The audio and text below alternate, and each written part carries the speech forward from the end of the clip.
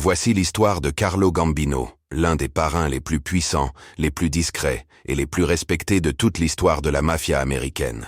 Carlo Gambino, né en 1902 en Sicile, au sein d'une famille déjà liée à la mafia locale. Très jeune, il grandit dans un climat de violence, de vendetta et de crime organisé.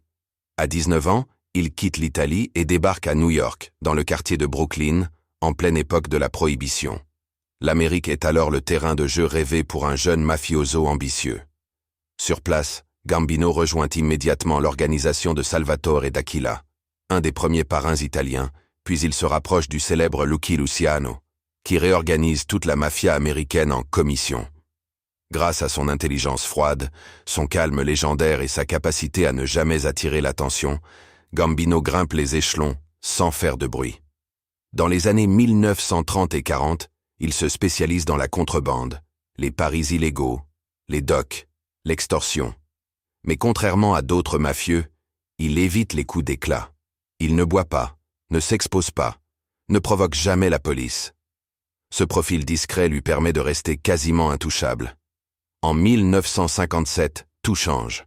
Le parrain de sa famille, Albert Anastasia, surnommé Le Bourreau, est assassiné dans un salon de coiffure de Manhattan. Derrière ce meurtre, beaucoup soupçonnent Gambino. Quelques semaines plus tard, il prend officiellement le contrôle de la famille, qui deviendra la célèbre famille Gambino, l'une des plus puissantes des États-Unis.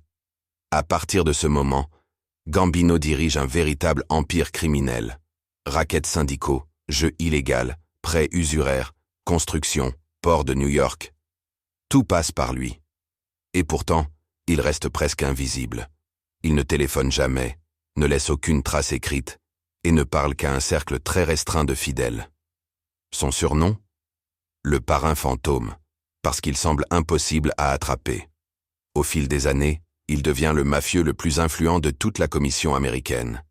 La police tente de le faire tomber encore et encore, mais sans succès. Aucune condamnation sérieuse, aucune preuve directe. Gambino semble glisser entre les doigts de la justice comme un fantôme.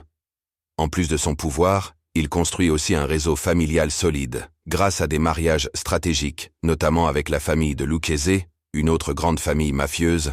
Gambino verrouille son influence comme un véritable roi.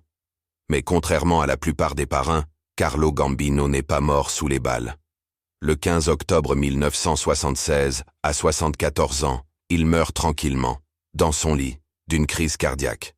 Une fin presque inimaginable pour un chef mafieux ayant dirigé l'un des plus grands empires criminels du XXe siècle.